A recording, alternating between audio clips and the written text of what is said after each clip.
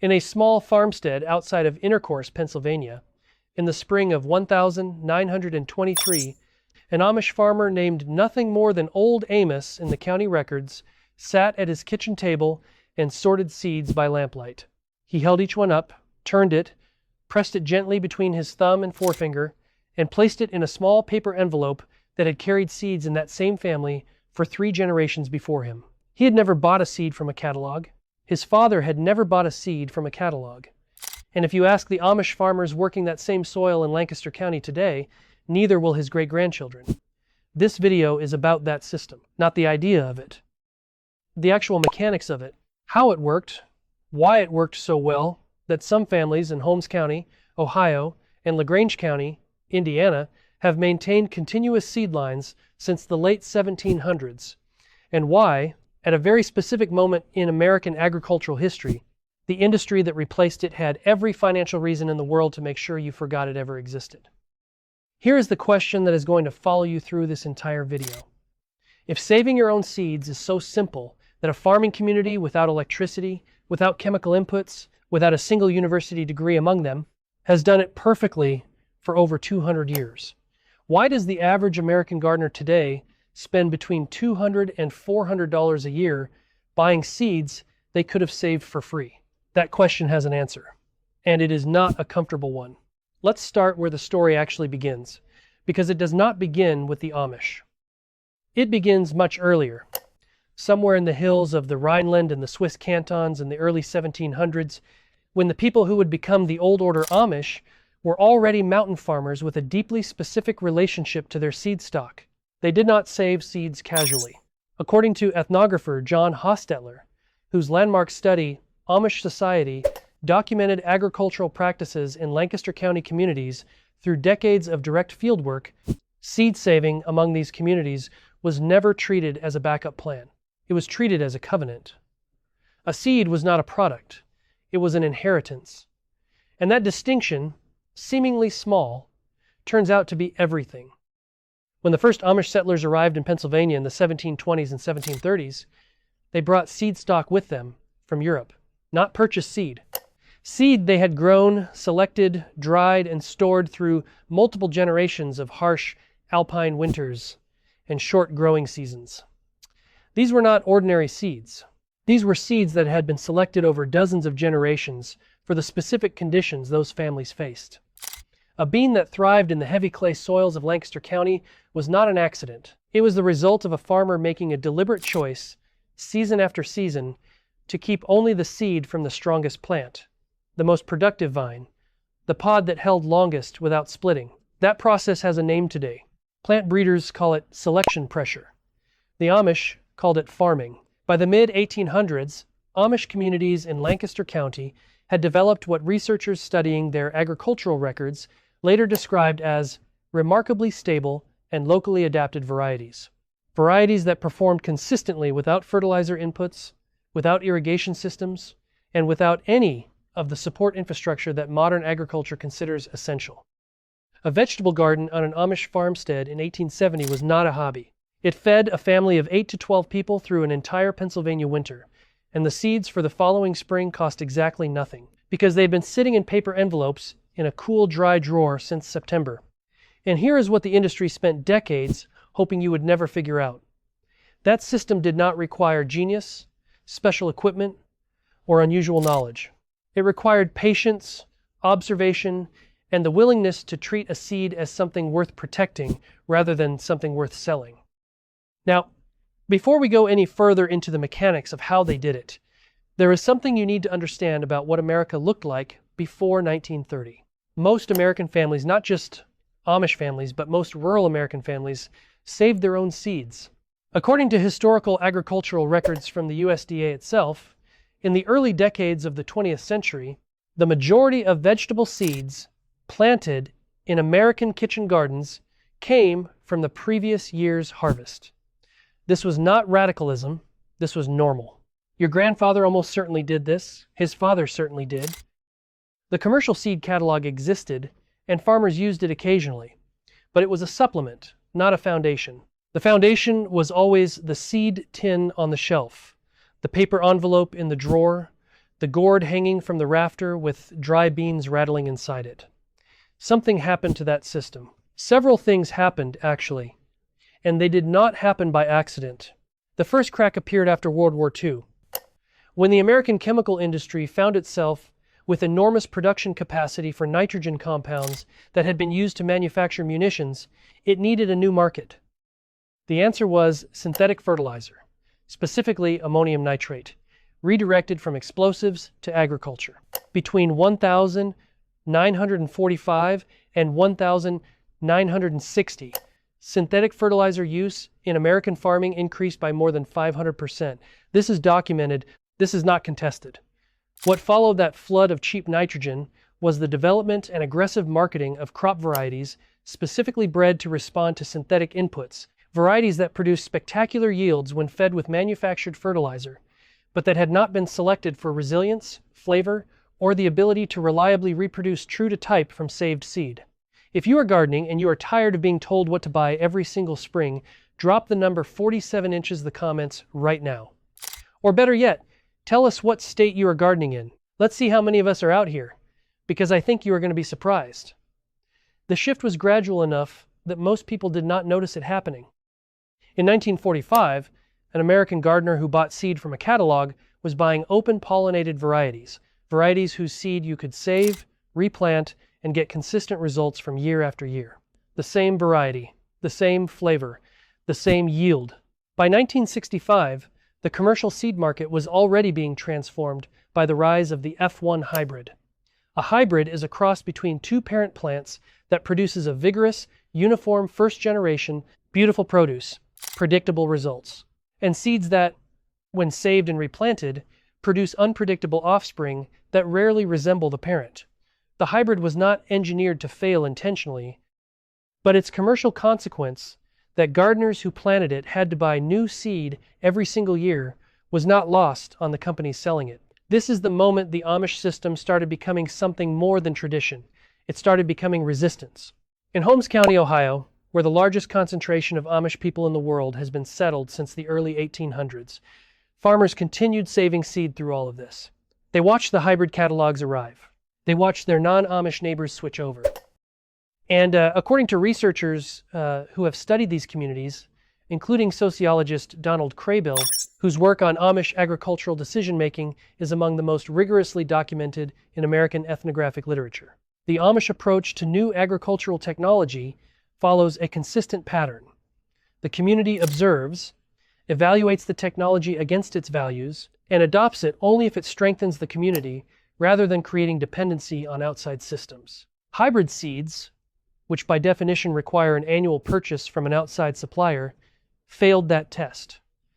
Not because the Amish are opposed to productivity, because they are opposed to dependency. That distinction is subtle, and it is worth sitting with for a moment. But the part they really did not want you to know comes next. The commercialization of hybrid seeds was only the beginning. What accelerated the collapse of seed saving in American gardens was a combination of policy and economics that hit in the 1970s with a force that most rural families never fully recovered from. Earl Butz, who served as Secretary of Agriculture under Presidents Nixon and Ford from 1971 to 1976, implemented a policy that agricultural historians now describe with a phrase Butz himself used: "Get big or get out." Butz dismantled the New Deal-era policies that had protected small farms, accelerated the consolidation of American agriculture, and actively encouraged the adoption of industrial inputs, including commercial seed, as markers of modern, efficient farming. Small farmers who had been saving seed for generations were told, directly and through the economic structure Butz helped create, that their methods were obsolete.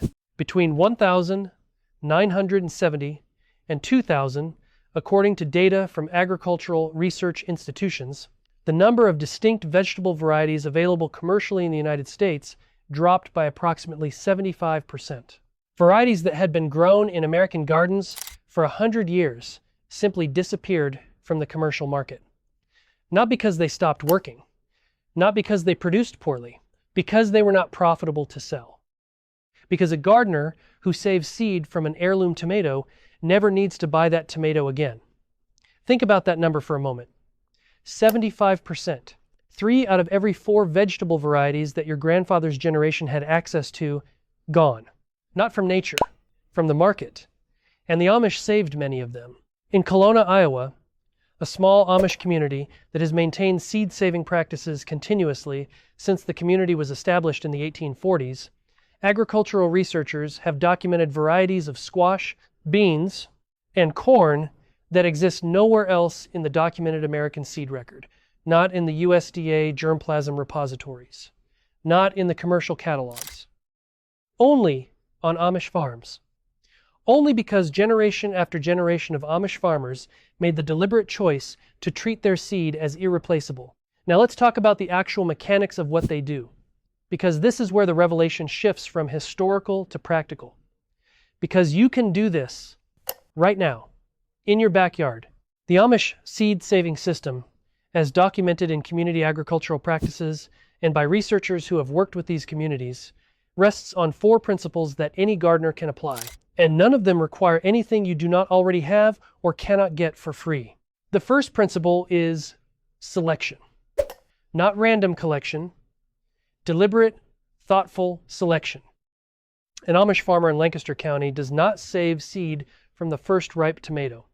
He saves it from the best plant, the one with the most consistent production across the entire season, the one that showed vigor when the August heat came down like a press, the one whose fruit held longest on the vine without cracking. He marks that plant early in the season, sometimes with a strip of cloth, sometimes just in memory, because these are people with remarkable observational memory, and when the rest of the garden is harvested and processed, that plant's seed fruit is left to fully mature on the vine. Not picked for eating, grown for seed. The distinction matters.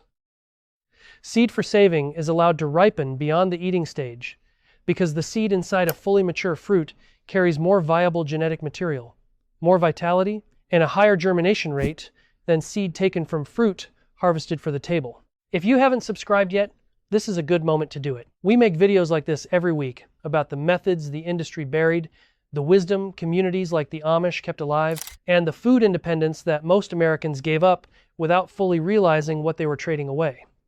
Every subscription keeps this work going. The second principle is isolation, and this is where the system gets genuinely elegant. Cross-pollination is the enemy of a stable seed line. If you grow 2 varieties of squash side by side, the bees will do what bees do, and the seeds from your heirloom butternut will carry genes from your neighbor's zucchini. The plant you grow from that seed the following year will be a mystery, maybe a good mystery, probably an unreliable one. The Amish manage this through distance, timing, and in some cases, physical barriers, planting different varieties on different sides of the farm, staggering planting dates, so that varieties of the same species do not flower at the same time, and in the case of crops like corn, using a technique of controlled hand pollination that has been documented in Amish farming practice since at least the late 19th century, there is nothing exotic about it. It requires no tools. It requires only the understanding that a seed is a promise, and a promise is worth protecting. The third principle is fermentation for certain crops, and this one surprises people when they first encounter it. Tomato seeds, in particular, are encased in a gelatinous coating that inhibits germination. A tomato seed saved straight from the fruit and dried will germinate at a much lower rate than a seed that has been properly fermented first. The Amish method, as described in historical accounts of Lancaster County farm kitchens, involves placing the seeds with their surrounding gel in a small jar of water and allowing them to ferment at room temperature for 2 to 3 days. The gel breaks down, the non-viable seeds float to the surface and are discarded, and the viable seeds sink. These are rinsed, dried completely on a piece of cloth or paper, and stored. The whole process takes 3 days, costs nothing, and produces seeds with germination rates that rival anything in a commercial packet. The industry does not tell you this. The industry sells you seeds in a foil packet with a germination guarantee, because the industry sells seeds. A 73-year-old Amish farmer in Millersburg, Ohio, whose family has farmed the same ground since 1842, uses a ceramic crock for this that belonged to his great-grandmother. The crock has no brand. It has no expiration date. It has produced tomato seeds reliably for over 150 years. The fourth principle is storage, and it is the one that most modern gardeners underestimate completely. The enemy of seed viability is moisture, heat, and light. The Amish understood this before anyone had a word for the cellular biology behind it. A seed stored in a warm, humid environment will begin the germination process at the cellular level, consuming its own stored energy, and arrive at planting time depleted. The Amish traditionally stored seeds in paper envelopes, never plastic, which traps moisture inside tins or ceramic containers kept in the coolest, driest part of the house. In Pennsylvania, farmhouses of the 19th century, that meant a north-facing room away from the kitchen hearth. In modern terms, it means the bottom shelf of a refrigerator, a cool basement, or a root cellar. What it does not mean is the garage shelf where most Americans keep their seed packets, where summer temperatures can hit 110 degrees and relative humidity fluctuates with every weather system that moves through. The industry does not advertise this, either. Because if you knew that a properly dried and stored seed kept in a cool ceramic container could remain viable for 3 to 7 years or longer for many species, you would buy a lot fewer seed packets. And here is where the historical record gets uncomfortable for some very powerful people. In 2013, the Supreme Court of the United States decided Bowman v. Sex, Monsanto Company, a case in which a 75-year-old Indiana farmer named Vernon Hugh Bowman was sued for planting soybeans he had purchased from a grain elevator, because those soybeans happened to contain patented Monsanto genetics. The court ruled against Bowman. The precedent established that the patent rights in a self-replicating seed are not exhausted when you plant it. In other words, the legal framework of the United States now formally supports the idea that a farmer who saves and replants a patented seed variety without a license is committing patent infringement. This is not a theory. This is settled law. Bowman v. Monsanto 569 U. S. 278 2013. The Amish, of course, never use patented seed varieties. They never have. Their seed lines predate the concept of a plant patent by over a century. By saving their own open-pollinated heritage varieties, they exist entirely outside the system that just sent a 75-year-old Indiana farmer to court. And they have been doing it without interruption, without legal trouble, without a dollar spent, for over 200 years. Now close that loop you've been holding open since the beginning of this video. The question was simple. If this is so easy, why does the average American gardener spend $200 to $400 on seeds every year? You know the answer now, and it has nothing to do with capability. It has nothing to do with intelligence. It has everything to do with a deliberate, decades-long process of economic displacement that began with the post-war fertilizer industry, accelerated through the hybridization of the commercial seed market, was reinforced by the policy architecture of the 1970s, and was finally codified into law in 2013 by a Supreme Court decision that sided with a corporation against an elderly farmer who was doing what American farmers had done for 3 centuries before him. Elderly farmer who was doing what American farmers had done for 3 centuries before him. You were not told about seed saving because there is no money in seed saving. Not for the seed companies, not for the catalog business, not for the retail garden centers that set up every spring like clockwork just as the anxiety about the growing season kicks in. There is a multi-billion-dollar industry built on the premise that you do not know how to do what an Amish farmer in Holmes County has been doing since before the Civil War. Here is what that farmer system actually costs. Paper envelopes, you can make your own from newspaper, a ceramic jar or a glass mason jar with a tight lid, a cool, dark shelf, the patience to mark your best plant in July and leave it standing after everything else has been harvested. That is the complete list. There is no item on that list that requires a purchase. There is no item on that list that your grandfather could not have found in his kitchen in 1955 because your grandfather almost certainly did find them in his kitchen in 1955. And if you are old enough to remember your grandfather's garden, you may be remembering, without realizing it, a seed saving system that your family practiced for generations before someone convinced you it was complicated. What the Amish understood, and what the American garden culture largely lost between 1950 and 1985, is that the seed is not the beginning of the process.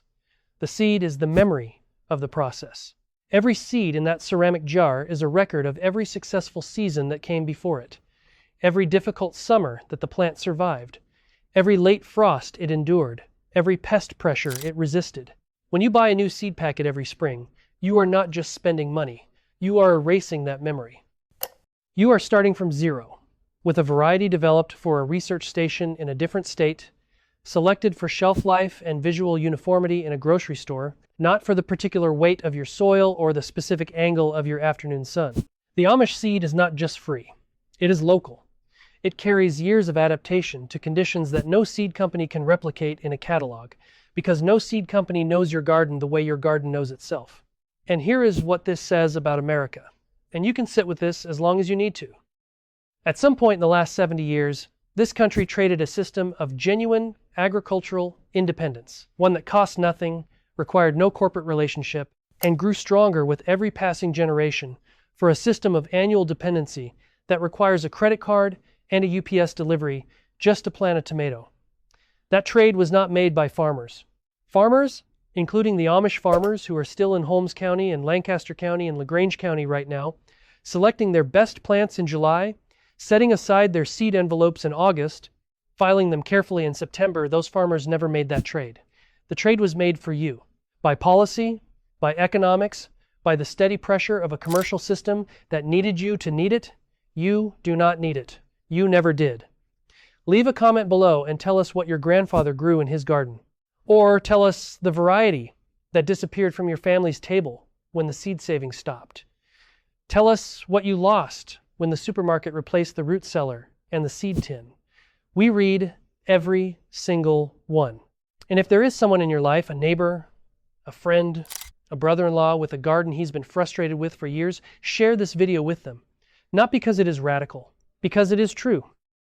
And because the first step to taking back your garden is knowing what was taken from you.